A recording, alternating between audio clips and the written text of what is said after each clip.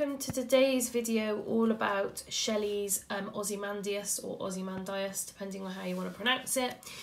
A quick reminder that when we begin annotating the poem, we will use 4 codes. So yellow will be word analysis, pink will be language devices, green will be structural analysis, and orange will be general ideas about power and conflict that you can link to the other poems. Now I want to start with some contextual information about the poem before we read it and then annotate it. Okay, so some contextual points. Okay, so some contextual points to begin with.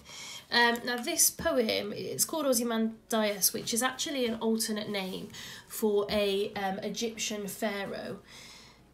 So it's based on the Egyptian pharaoh. You may have heard the name of him. It's Ramesses II. You may have heard that name, you may not. And Ramesses II, in 1817, his statue was being moved to England to be placed in a museum. And when Shelley heard about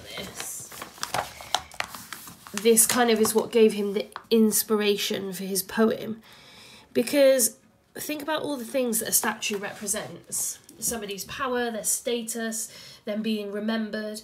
And Shelley was kind of thinking, you know, isn't it interesting that this statue was placed to remember someone, and yet we're just moving it across continent to kind of be shoved into a museum. So to what extent does that power still remain? And this links to Shelley as a poet because he was anti-establishment, which is a term that we mean for someone who is against kind of the monarchy, the government, religion.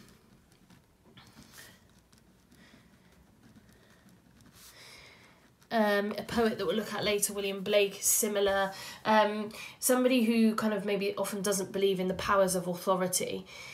And finally, something to note about Shelley, because it will link to other poems nicely, is that he was a romantic poet. Now, if you read this poet on the surface, ostensibly, it's not a poem that's about nature. However, there are ways to look at it as kind of how human power doesn't last as long as nature. And there are ways to kind of get ideas about the natural world from it. So similar to Wordsworth and other romantic poets in the cluster, he saw nature as kind of a power, you know, almost like a god, and definitely a spiritual guide in his life. So those are 3 kind of key contextual things, little kind of nuggets that will help you to understand the poem. So now let's read the poem. Ozymandias. I met a traveller from an antique land who said, 2 vast and trunkless legs of stone stand in the desert. Near them on the sand, half sunk, a shattered visage lies, whose frown and wrinkled lip and sneer of cold command tell that its sculptor well those passions read which yet survive. Stamped on these lifeless things, the hand that mocked them and the heart that fed. And on the pedestal these words appear, my name is Ozymandias, king of kings, look on my works, ye mighty, and despair. Nothing beside remains. Round the decay of that colossal wreck, boundless and bare, the lone and level sands stretch far away.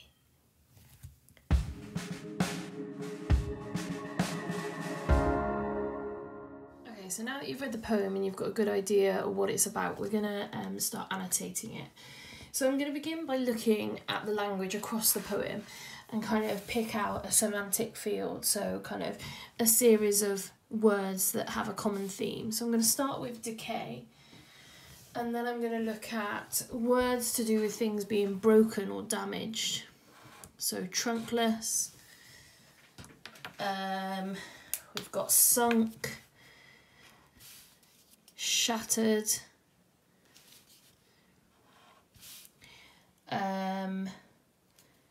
we've got down here we've got wreck, but I'm just going to underline that one because I'm going to use it as part of a language device as well. So we've got this semantic field here of damage, broken things, and that kind of really emphasises a key factor, a key point in the poem. So what we'll begin with is just make a note of this semantic field down here. So semantic field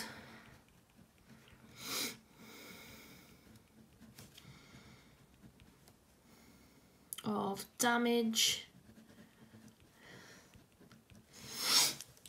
Now, as you've listened to the poem, the whole point of that semantic field is that it enables us to understand how, despite the power that Ozymandias once had, he is now nothing more than than just damaged items, broken items. So not only is that kind of symbolic of him in terms of the statue itself, it's also kind of a metaphor for his power and his kind of legacy that he's left.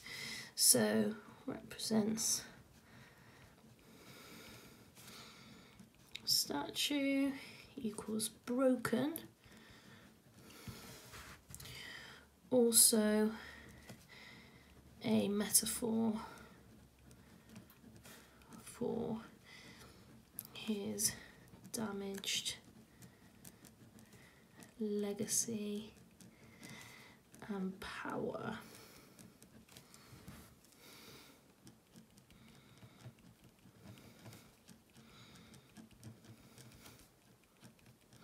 So a bit like the statue, his legacy and power didn't or couldn't last. So I'm just gonna highlight around that in yellow.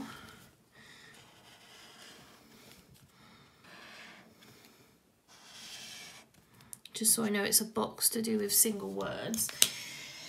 So we're going to go back up to the whole poem now. We're going to think of some other things to do there as we track through the poem. So I want to start with something in green to do with structure. And I want you to think about how this narrative is framed. So every poem has a speaker. It's not the poet. It could be it could be just someone made up, fictional. It might be sometimes from the poet's perspective. But in this case, we're speaking... The person who's speaking has met a traveller who saw the statue, right? So just to make this clear, we've got statue, seen by the traveller who speaks to the speaker of the poem. And I want you to just think what that tells us about Ozymandias' statue, or what Shelley is trying to show us about the statue. So even the person who's telling us the story in the poem hasn't seen the statue themselves, right? So all this does is highlights the insignificance of the statue, because even the person who's telling us about it didn't see it.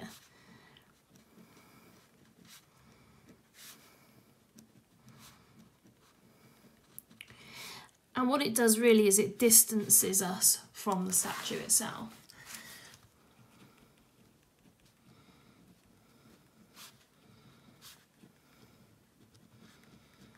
So I think it's a really interesting way to begin the poem by saying, oh, somebody I met had seen this thing, and that's what I'm going to talk about, rather than the person being deeply affected by what they saw. So we've got these trunkless legs of stone, which we've already talked about, that decay. And then this here is a key quotation, so the shattered visage lies, okay? And that's the little image for it, which will also come up on the screen now. But I think this is a really important quotation, because what it's about is how even the face of Ozymandias, which is, so a visage is like a face, it doesn't remain.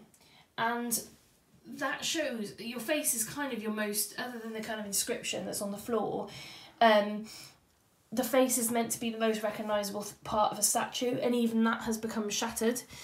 So what we can infer from that, I'll just do it here.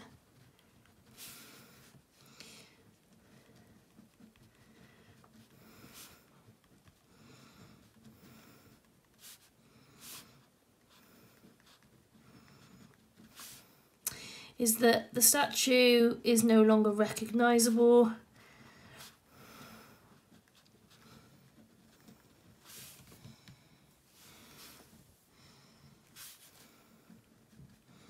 So even the face of it hasn't survived, which again, a bit like the kind of semantic field that's used, highlights the loss of power that Ozymandias now has been led to.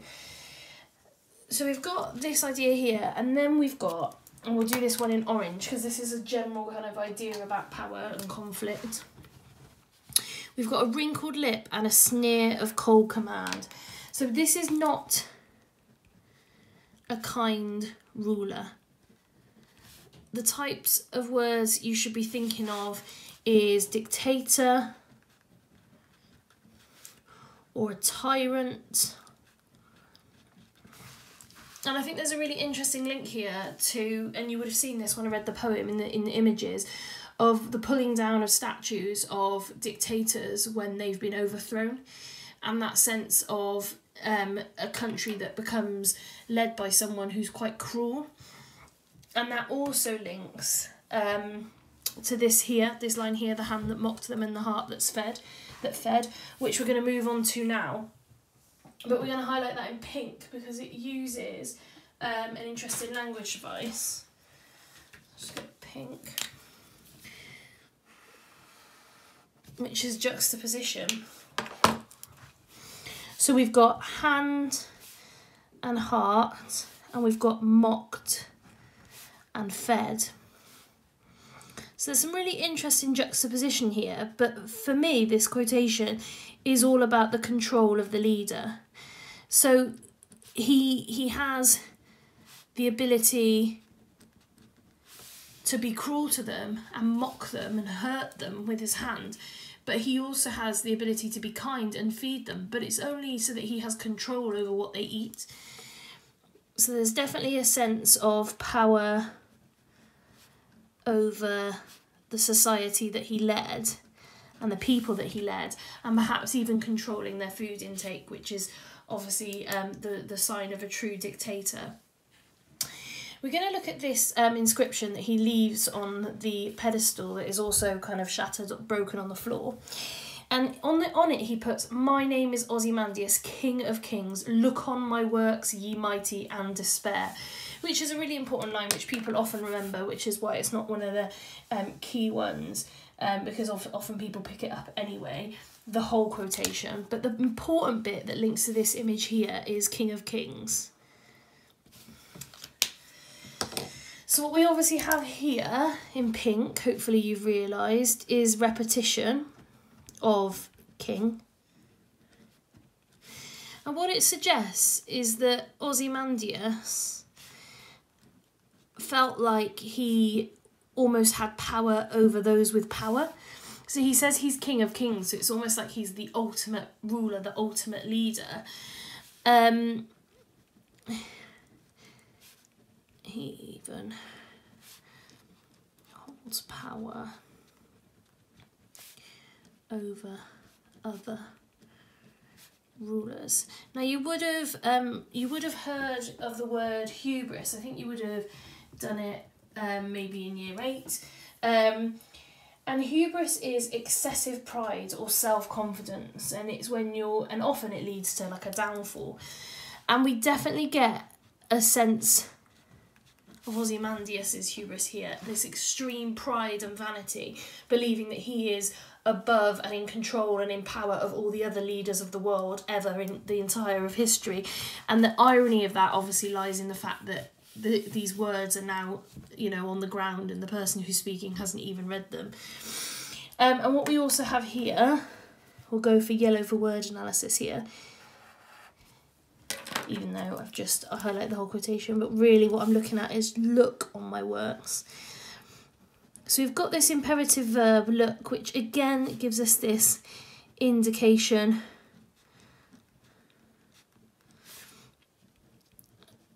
that Ozymandias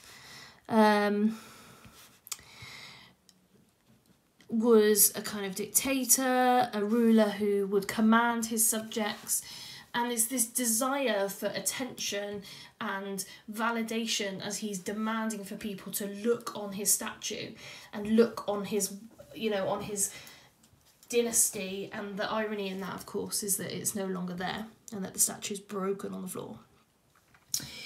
And he kind of wants control over everybody. We get that from this "Ye mighty and despair."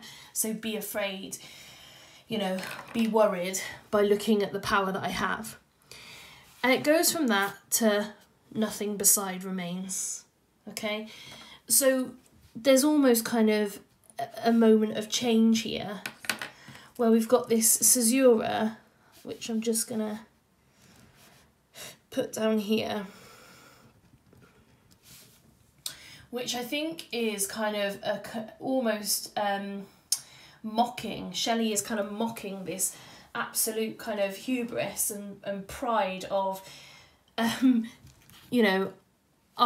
look at my works with you mighty and despair, but nothing's left. Okay, so it's almost Shelley mocks Ozymandias's power by pausing the reader after telling us the statue is gone. So there's almost like this grand commanding the reader, look on my works, ye mighty, and despair, nothing beside remains, so there's nothing left. So there's kind of a real jarring juxtaposition there, and the caesura just makes us pause on that moment. And then what we have is a lovely little oxymoron, lots of oxymorons in the poems we've been looking at recently. This phrase, colossal wreck, which I think is really interesting.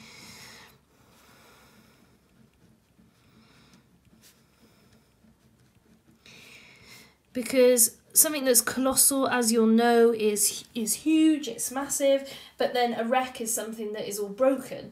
So it kind of contrasts each other, contradicts each other. And what you have here is almost a summary of Ozymandias's power in his statue. So colossal is the power he expects to have, and the influence, the long-lasting influence that he believes he will have. And then the wreck, the noun wreck, is kind of the damaged, broken reality of the statue. So it's just a really nice short little oxymoron which shows us, kind of summarises the kind of what Shelley's saying about power in this poem.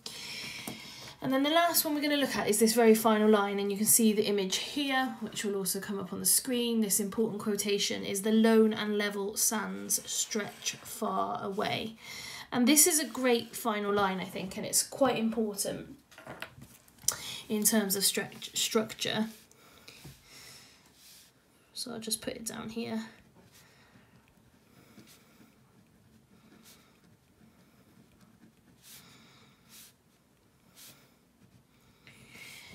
So essentially, in that final line, what we get is a sense that, whilst Ozymandias believed that he would last forever and that this kind of monument would be there forever, the reality is that the only thing that remains, the only thing that lasts forever, is the sand, and therefore nature. Okay.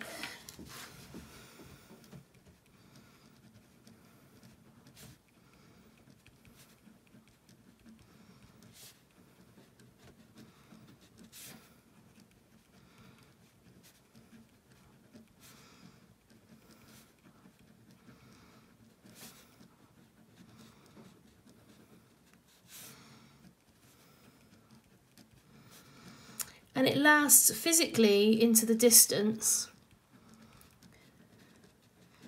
but also, in a sense, what Shelley is saying at the end here is there's a certain irony in the poem.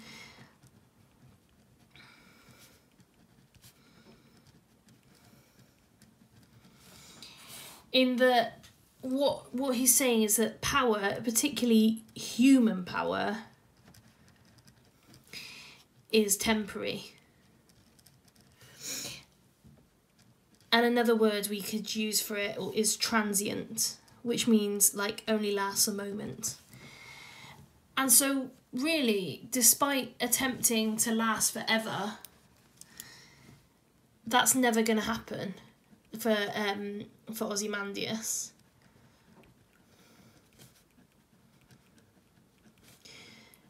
Because the only thing that lasts is nature. The only thing that's permanent is nature. And obviously what you should now be thinking of is the other poems that are to do with nature. So you could link to Exposure and Storm on the Island, and the Prelude, where all of them show this kind of immense power of nature. And this final line is basically saying nothing's left of that massive wreck, but the sands are still stretching far away, so nature is still here. And there's one last thing I want to look at, which is the form of the poem, which is a structural thing, so we'll do that in green, just in this gap down here. And I think the form of the poem is really interesting to think about, because it's kind of being a bit clever. Now, Shelley liked to do this, he liked to use kind of traditional forms and kind of play around with them a little bit, and that's essentially what he's done. So what he's used, the structure that he's used is a sonnet, okay? And however, he's fit into a sonnet because it's a 14-line poem. It uses iambic pentameters, so it uses the rhythm of a sonnet. However, it doesn't quite fit a typical rhyme scheme of a sonnet. It kind of like changes it up a little bit. Now, what Shelley might be doing here is saying something, because if you think, what's a sonnet particularly, traditionally used for? It's traditionally used as a love poem, right? So that kind of makes us think, why has Shelley used a sonnet? Okay. And hopefully you should be thinking of some ideas now. Now for me, again, Shelley's kind of being a little bit playful, because it reflects the love Ozymandias has for him, but for himself, not for his subjects. Because what he's essentially done is built this big statue of himself to be remembered forever. So there's definitely that sense of arrogance and his narcissism in terms of how he views himself. So narcissism is, or you could say narcissistic, is essentially vanity, but kind of self-love, loving yourself, but not in a positive way, in a kind of too much way, kind of arrogance and overconfidence, so much so that you kind of fall in love with yourself. And that's kind of what's going on with this sonnet form. So, really simple, nice little poem. Essentially, man, leader, dictator, creates a statue of himself to last forever. It doesn't. It breaks over time and it's destroyed, probably by nature, probably by sand, the weather, and eventually it's left as a kind of ruin in the desert and is seen by someone who passes on the story of seeing it.